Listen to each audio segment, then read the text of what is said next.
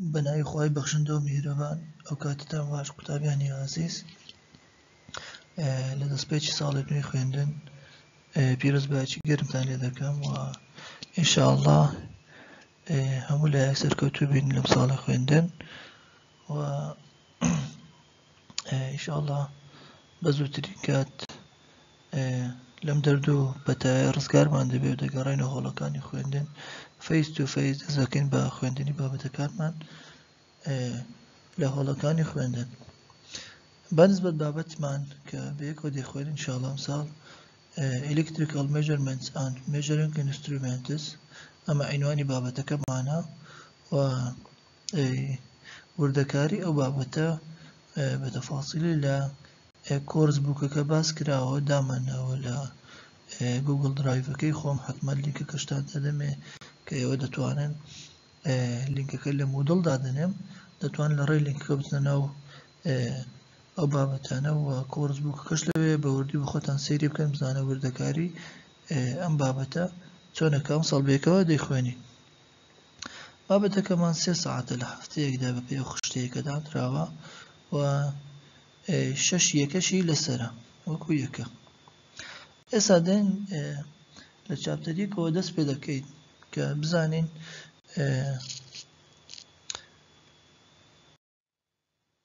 Chapter 1 System of Units واتە سیستەمی یەکەکان دێن باسی یەکەکان دەکەین بزانین یەکە چییە لۆ یەکە گرنگە لە فیزیادا The principal aspects of the scientific method are accurate measurement, selective analysis and mathematical formulation واتە ئێمە گەر بمانەوێ ڕێگایشی فیزیایی باش هەڵبژێرین لە بۆ پێوانەکردنی کوانتیتیەک دەبێت چەند شتێک لە بەرچاو بگرین یەک لەوانە accurate measurement واتە پێوانەکردن بە شێوەیەکی ورد و دەقیق و ڕاست دووەمیان selective analysis پاشەوەی کە پێوانەکانمان کرد ڕێگایەک هەڵبژێرین لە بۆ شیکردنەوەی ئەو داتایانە دوای ئەوە دێن mathematical formulationێکی بۆ دادن واتە فۆرمولەیەکی ماتماتیکی لە بۆ دابنین لە بۆ ئەو داتایانەی کە وەرمانگرتیە Note that the first and most important is accurate measurements واتەمە دەبێت تێبینی ئەوە بکەین کە لە هەموویان گرنگتر لەوانە کامەیە accurate measurementە یعنی دەبێت دائیمەن ئێمە هەر ڕێگایەکی زانستیمان هەڵبژار لە بۆ پێوانەکردن دەبێت پێوانەکان بە شێوەیەکی دەقیق و ورد بکەین چونکە ئەگەر بێت و داتاکانمان هەڵە بێ هەموو ئیشە زانستیەکەمان بە هەڵەداڕوە Measurement چییە؟ Measurement is the process by which one can convert physical parameters to a meaningful number. يعني measurement ئەوەیە کە ئێمە دێین physical parameter هەڵدەبژێن و پێوانەی دەکەینە ژمارەیەکی واتادار. convert physical parameter لە بۆ meaningful number واتە ژمارەیەکی واتادار. Instrument چییە؟ Instrument may be defined as a device for determining the value or magnitude of a quantity or variable. بەوە پێناسە دەکرێت کە ئامێرەکە بەکاردێت لە بۆ پێوانەکردنی بڕی کوانتیتیەک یان گۆڕاوێک واتە بۆ پێوانەکردنی کوانتیتیەک بەکاردێت ئەمە ئینسترومنت ئێستا دێن باسی یونیت دەکەین بزانین چەند زۆر یونیتمان هەیە خۆی دوو زۆر یونیتمان هەیە Fundamental and derived units واتە دوو زۆر یونیتمان هەیە یەکێکیان پێی دەڵێن fundamental units ئەوی تریان پێی دەڵێن derived units To measure an unknown we must have acceptable unit standard for the property that is to be assessed واتە ئێمە لە بۆ ئەوەی unknownەک بپێوین پێویستمان بە یونیتێکە کە تعبیر لە صفاتەکانی ئەو unknownە بکە Since there are virtually hundreds of different quantities that man is called upon to measure, it would seem that hundreds of different standard units would be required. What I'm in تماشا بکەین دەبینی بە سەدان کوانتیتیمان هەیە کە دەمانەوێ پێوانەیان بکەین لە بەرامبەر ئەوەدا دەبێت چ بێ دەبێت بە سەدان یونیتیشمان هەبێت کە تعبیر لە صفاتە فیزیاییەکانی ئەو کوانتیتیانە بکات The basic units are called fundamentals, while all others which can be expressed in terms of fundamental units are called derived units and formed by multiplying or dividing fundamental units. يعني unit بنتينية كان بيندرن fundamental units وإما قربي أنت مش همو unit كام كان في زيادة هيا fundamental كان كجماريج كم unit أنا ليدر كين أنا ترهمو يا بيدرن derived units. Derived units, let's speak, they are formed by multiplying or dividing fundamental units. واتا derived unit كان دائما دروس ذكرين بزاران كردن يان دابش كردني fundamental units كان واتا derived unit دائما ل fundamental unit دروس به يان بشوي زارانا يان بشوي دابش كردني basic unit كان. The primary fundamental units which most commonly used are length, mass, and time. واتا fundamental unit كان سنة أنا كبزوري بكاردين length واتا دريجي mass واتا بارستاي لقل time واتا cut. While measurement of certain physical quantities in thermal, electrical, current, and illumination disciplines are also represented by fundamental units. هروها عندك نتي تريش وان هيك فاندمنتال بلام كم تربى كاردين وكو لو سي كباس ماكر انش ثيرمالا تكرمي الكتريكال كارنت وتتزي كهربائي لقل illumination كأمانش بيان دلين فاندمنتال يونتس واتا يساقد بين تمشاقد بينين حفتانا فاندمنتال يونت مان هي length, mass, time, thermal, electrical current and illumination واتا یک دو سه چوار پنج شش دانه معنی ببورن شش دانه fundamental unit معنی هر unit اشتر هبه سير كن دبينين لم unit أنا وبيبدي همو unit كاينتر لما أنا ودروزو بالهم دكره ناوي زيادان ورقرت به يعني الشرط نية هر أو ناوانه يعني بناوي تري أنا ورقرتو بالهم بين شكاري لبوب كنا مكرنا وبنسينا كي دبينين لو unit أنا ودروز بوا سبين دواي باشتر لي تدبين كانوا مناشي لسر دهينينا لما شابون منا every derived unit originates from some physical law defining that unit واتا همو derived unit كان لأساس دا لقانون فيزيائي هتك بيناسي أو unit دا كان بونمنا for example volt يكسانه بتسي volt is equal to work done per charge واتا إيشي بركراو لسر بارغا. The unit of work done is joule. The unit of charge is coulomb. Then volt is equal to joule per coulomb. Volt دكاتة joule لسر coulomb. كرت كراوي joule J كرت كراوي coulomb C. J over C. Work done دكاتة force times distance. هي زاراني لادان و charge is equal to current times time واتا بارقة دكاتة تزود زاراني كات اوكي اسمي دين دماني بزانين فولت كيونيتيكا بكارد اللي هو فيها كرني voltage شون ل fundamental unit ودرس بوا اوكي يكي force تيا نيوتنا يكي distance متر يكي current أمبيرا يكي time سكندا باشا اوكي نيوتن دكاتة m times acceleration f دكاتة سكاتة m اي هنا هو دزاني قانوني نيوتن واتا force دكاتة mass زاراني acceleration متر كش بك خوي لخواروش امبير زاراني سكند طبعا اما دين شكاري لبو ايونيت عندك كي جيش هنا فاندامنتال يتر رادوس مشا جيريكا امبير فاندامنتال يونيتا او رادوستم سكندش ك فاندمنتال یونیت واتە تایم ئەویش ڕادەوەستم زیاتر شی ناکرێتەوە کە گەیشتمە فاندمنتال ئیتر تەواو لەسەرەوەش میتر یونیتی لێنگثیش فاندمنتال یونیتە کەواتە ئەمیشیان تا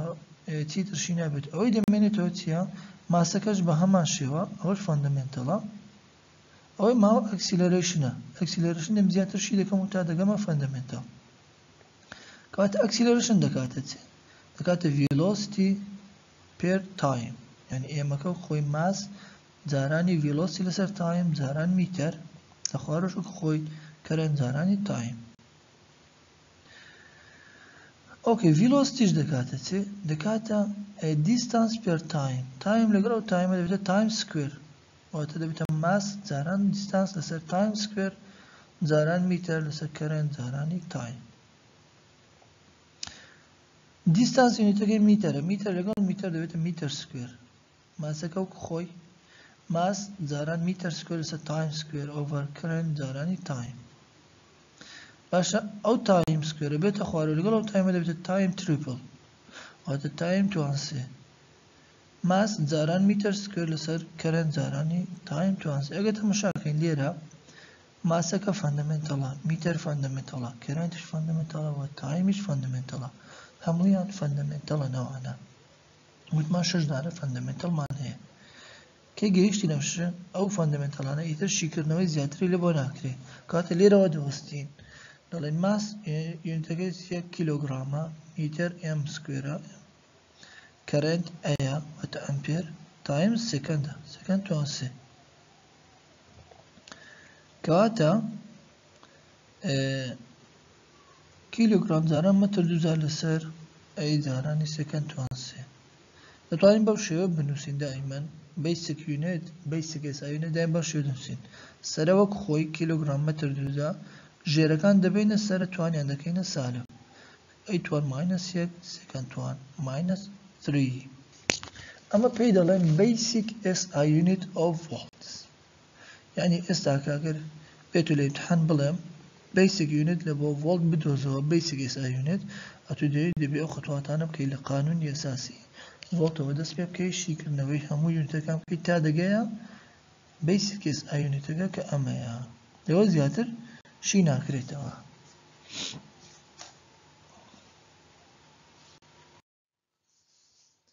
A derived unit is recognized by its dimensions, which can be defined as the complete algebraic formula for the derived unit. The dimensional symbol for the fundamental units of length, mass, and time are L, M, and T respectively. واتە derived unit كان بس دەناسرێنەوە بە dimensionەکانی دەناسرێنەوە. Dimension چییە؟ which can be defined as the complete algebraic formula for the derived unit. واتە ئەو derived unit کە هەمان بۆ فۆرمولایەکەی بەشی ئەلجبری بنووسین دایمێشنەکەی دەبێتە چی؟ بۆ نمونە لە بۆ لێنگث ئێڵە لە بۆ ماس ئێمە لە بۆ تایم تیە هەمووی بە کەپیتەڵ ئەمانە پێیان دەڵێن dimensions. So the dimensional symbol for the derived unit of voltage is يعني ئێستا dimensional unitەکە چییە؟ ئەوکە derived unit بوو ئەو دادێن dimensional symbolەکەی چییە؟ لە بۆ ڤۆڵت دەڵێن m l توان 2 over i t توان 3 ئێمەکە لە ماس هاتووە ئێڵەکە لە لێنگث هاتووە i هێمایەکە لە بۆ کەرەنت لە کەهرەبائیە هەمووان دەزانین t هێمایە لە بۆ تایم ئەمە ئەگەر بە شێوەی ئەلجبری بە شێوەی کارتەکەی لادەین دەبێت m l توان 2 i توان ماینەس 1 t توان ماینەس 3 ئەمە پێی دەڵێن چ؟ پێی دەڵێن دایمێنشن basic dimension و basic unitمان هەیە ئەمە basic dimensionەکەی. Table 1 shows the 6 basic SI quantity and units of measurement which their unit symbol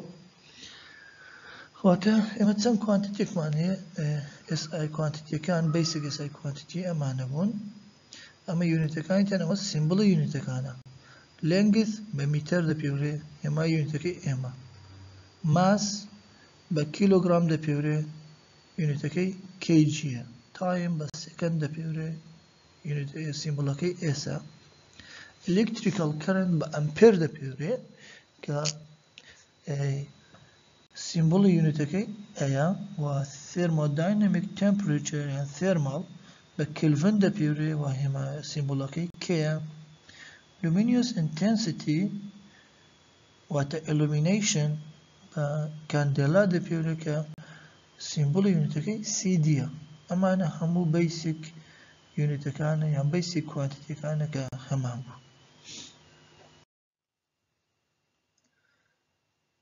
multiples and submultiples of units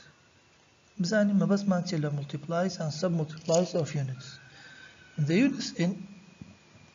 the units in actual use are divided into submultiplies for the purpose of measuring quantities smaller than the unit itself. Furthermore, multiplies of units are designated and named so that measurement of quantities much larger than the unit is facilitated. بس معناتي ما بس معناتي عندي زار مكا quantity دبيبين ژمارەیەک دەردەچێت زۆر لە یونیتەکەی خۆی بچووکترە زۆر لە یونیتەکەی خۆی بچووکترە ناتوانین بە یونیتی خۆی تعبیر لەو ڕێیە بکەین دەکەین سەب مڵتیپلی لەگەدا دەنێت سەب مڵتیپل و هەندێک جاریش زۆر زیاترە لە یونیتەکەی خۆی ناتوانین ئەو ژمارە زۆرە بەو یونیتی کە هەیە تعبیری بکەین دەکەین مڵتیپلایسی لەگەدا دەنێت واتە سەب مڵتیپلایس کاتێک زۆر لە بڕی یونیتی خۆی بچووکترە و multiplies کاتێک زۆر لە بڕی یونیتەکەی خۆی زۆرترە بین ڕوونتر باسیەکەین بزانین بەس لەم خشتەیە ڕوونتر دەتوانین باسی بکەین تێر ئەوانە چنە multiplies و sub multipliesەکانە هەمانە تێرا گیگا مێگا کیلۆ بزانێت تا ئێرە هەمووی توانیان موجەبە 10 to power 12 10 to power 9 10 to power 6 10 to power 3 ئەوانە هەموو multipliesن milli, micro, nano and pico أوانش هميان تنا submultiplies 10 to power minus 3 10 to power minus 6 10 to power minus 9 10 to power minus 12 أوان هميان بيدل milli, micro, nano, pico بيدل submultiplies أي لون نمونا استعمل زانين دتوانس يعني هزار ونيا باشا يعني دتوانشش كميجا يعني مليون بۆنمونە ئەمن ئەگەر بڵێن 1 ملیۆن ئۆمم هەبێت لە ڕێزیستانس 1 ملیۆن ئۆم دەکرێت بڵێم 1 ملیۆن ئۆم دەڵێم مێگا ئۆم ئاسانترە مێگا ئۆم یان ئەگەر 1000 ئۆمم هەبێت لەباتی بڵێم 1000 ئۆم دەڵێم کیلۆ ئۆم هات ئەوانە مڵتیپلایسن یان ئەگەر 1 ملی ئەمپێرم هەبێت بۆ نمونە دەکرێت بڵێم 0.001 ئەمپێر زەحمەتە میلی ئەمپێر 1 میلی ئەمپێر کەواتە ئەم مڵتیپلایس و سەب مڵتیپلایسانەش لە یونیتەکان هەمانە کە بەکاردێن لە بۆ بچووکی یان گەورەیی ژمارەی کوانتیتیەکان لە یونیتەکانی خۆیان ئێستا دێن باسی چەند نمونەیەشتر دێنینەوە لە basic SI unit لەگەڵ basic dimension بزانین چۆن دەتوانین بدۆزینەوە لە بۆ هەر physical quantitیەک بۆ نمونە لەو لە باسی ڤۆڵتمان کرد بەڕۆن بە تەفاسیلی ئەوجاردین نمونەی تر وەردەگرین ئێستا speed یان velocity پێناسەکەی چییە the rate of change of distance with respect to time واتە تێکڕای گۆڕانی دووریە لە یەکەی کاتدا یعنی بە شێوەیەکی ماتماتیکی بنووسین v equal to dx over dt تێکڕای گۆڕانی دیستانس یان دووری لەسەر تێکڕای گۆڕانی تایم کاتە x دەبێتە چی x دەکاتە ئینتێگرێشنی v dt گەرەمە ڕێکێخین بە شێوەیەکی ماتماتیکی xەکە دەبێتە واتە دیستانسەکە دەبێتە تەکاملی v dt صفر لە بۆ t حدودی تەکاملەکە بێ واتە x دەبێتە چی بێتە vt v دەبێتە چی دەبێتە x لەسەر t ئەوە قانونی ڤیلۆسیتیە ئەنە قانون لە چیوە هاتووە لە پێناسەکەیەوە هاتووە بێ پێناسەکەی بە شێوەی ئینتێگرێت بە شێوەی differentiation بینووسین اینجا دەکرێن integration دوای حلکردن انتگریشنەکە v دەبێتە x over t کەواتە x یونیتەکەی چییە؟ لێنگسە l t تایمە واتە سەکەندە یان تیە کەواتە ڕاستەوخۆ هیچ پێویست ناکەم زیاتر شی بکەمەوە چکە خۆی ڕاستەوخۆ لە بیسک یونیت دروست بوو هەردووچیان بیسک یونیتن کەواتە v دەبێتە چ؟ دەبێتە l لەسەر t یان l t توان ماینەس یەک ئەوە بیسک دایمێنشنەکەیە ئەدی بیسک یونیتەکەی چییە؟ لەکە دەبێتە m تیەکەش دەبێتە سەکەند دەکەوێتە m سەکەند توان سالب یەک نمونەیەشتر acceleration the rate of change of velocity during the time واتە تێکڕای گۆڕانی velocity لە یەکەی کاتدا dv لەسەر dt ئەی دەکاتە v لەسەر t v لەسەر t طبعا خطوط پاس دراوە لێرە v دەکاتە چ ئەگەر ئەمە تا دابنینەوە دەکات x لەسەر t x لەسەر t هەمووی لەسەر t دەبێتە چ دەبێتە x لەسەر t توان دوو xەکە دەبێتە l تیەکەش t توان دووکە دێتە سەر t توان ماینەس دوو بەم شێوەیە ئەمە بیسک دایمێنشنەکەیە طبعا ئەگە بیسک دایمێنشنمان دۆزیەوە بیسک SI یونیت ئاسانە هەر لەمەوە وەردەگیرێت لەکە دەبێتە m تیەکەش دەبێتە سەکەند توان ماینەس دوو ئەمەش لە بۆ ئەکسیلەرەیشن نمونەیەشتر نمونەی سێم مۆمنتەمە مۆمنتەم دەکاتە واتە p هێمایەکەی پە دەکاتە ماس جارانی ڤیلۆسیتی ئەمە مۆمنتەمە دەکاتە ماس جارانی ڤیلۆسیتی واتە m times v m times v تەمان لە پێشەوە لە بۆ v دۆزیمانەوە کردی چی لە بۆ v کردی l t توان ماینەس یەک ڕاستەخۆ دەتوانین جارانی m کەین مەگەش چییە؟ ماسەواتە m کەپیتەڵەکەت m ئەوە ئێمەکەیە ڤیەکەش کردی l t توان ماینەس یەک دەکاتە m l t توان ماینەس یەک ئەمە بیسک دایمێنشنەکەیە و بیسک SI یونیتەکە دەبێتە چ دەبێتە کیلۆگرام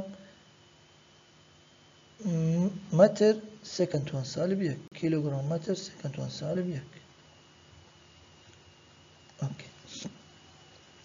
واتە هەمووی لەبۆ دۆزینەوەی بیسک SI یونیت یان بیسک دایمێنشنی هەر کوانتیتێک دێن لە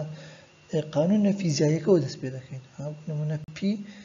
کە مۆمنتەم ئەوە دەزانین دەکاتە ماس جارانی ڤیلۆسیتی واتە من دەبێت قانونە فیزیاییەکەی بزانم تا بتوانم بیسک دایمێنشنەکەی بدۆزمەوە نمونەی چوارەم فۆرسە فۆرس کە بە نیوتۆن دەپێوێت the rate of change of momentum during the time واتە تێکڕای گۆڕانی مۆمنتەمە لە یەکەی کاتدا dp لەسەر dt یان dmv لەسەر dt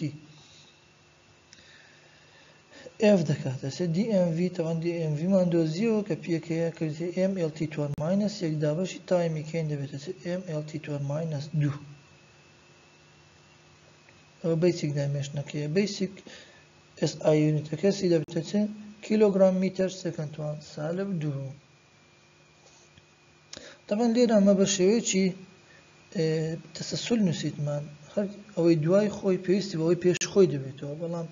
ئێوە دەبێت هەمووی بکەن ئەگەر بۆ کاتی امتحان باسی فۆرس بکەین ئەتو نابی بڵێ dmv کە ڕاستەخۆ دەکاتە ml t توان ماینەس یەک دەبێت ئەویش لە بۆ بکەواتە هەموو خەتواتەکان دەبێت بکرێت ئینەرژی کە بە جوول دەپێوێت the distance integral of force and integral distance of force بەم شێوەیە 0 to x f dx واتە دەبێت f dot x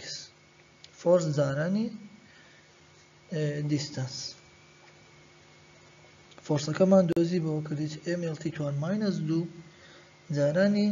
ئێڵەچکە بکەین دەبێتە m l توان دوو t توان ماینەس دوو دەبێتە بیسک دایمێنشنەکەی کەواتە بیسک SI یونیتەکەی دەبێتە چی؟ دەبێتە کیلۆگرام مەتر توان دوو جارانی سەکەند توان سالب دوو ئەم شێوەیە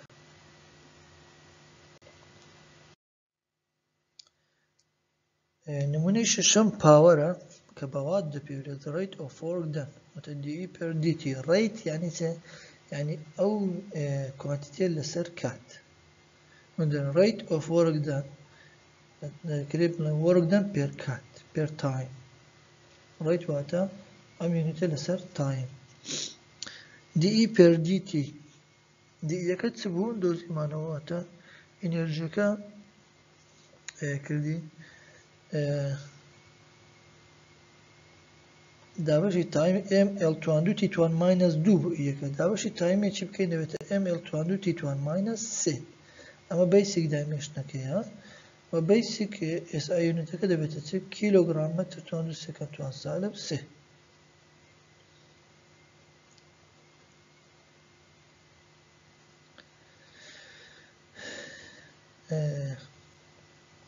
طبعا دەکرێت قانونی تریشان هەبێ لە بۆ دۆزینەوەی بیسیک دایمێنشن یان بیسیک SI یونیت شەرت نییە تەنها قانونی کە لێرە نووسراوە بێ لێرە ئەمە دەڵێن پاوەر دەکاتە ئی لەسەرتی بەڵام دەکرێت بڵێن دەکاتە قانونی تریشی هەبێتن کە زیاتر لە قانونێک دەتوانین بڵێن هەندێک کوانتیتی هەیەە potential of a point واتە voltage پێشتر باسمان کردبوو کە کردی چ m L22 I2 minus 1 T2 minus 3 پێشتر بە تەفاسل لە بۆ ڤۆڵتەی دۆزی بوومانەوە electrical current طبعا ئەمە دەزانین electrical خۆی فاندامنتەڵە پێویست ناکات هیچی لەوە ویست دەڵێن I بە ئەمپێرە resistance بە ئۆم دەپێوێ 9 واتە ژمارەی 9 نمونەی نوێم resistance کە بە ئۆم دەپێوێ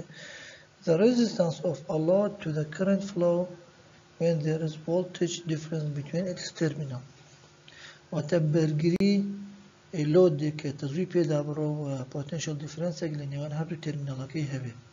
دەکاتە جێکات dV لەسەر di يعني voltage per unit current is called resistance طبعا فولت من دۆزی بۆ پێشتر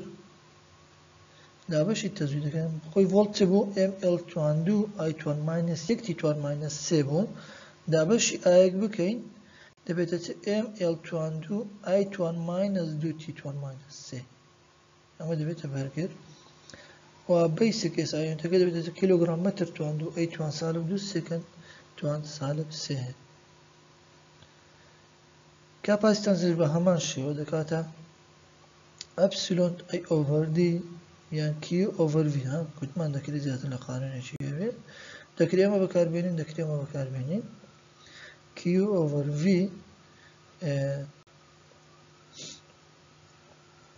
طبعا تەفاسیلەکەی نەدراوە خۆتان دەتوانن بیکەن ڤیەکەمان هەبوو لە پێشەوە کە ڤۆڵتجە کیوەکەش کە شحنەیە ئەویش هەر باس کرابوو ئەم دوو یونیتانە لێک بدەین تا بەشێکتر بکەینێتە m2 minus 1 L2 minus 2 I2 2 T2 2 و SI یونیتەکەشی بەم شێوەیە دەبێت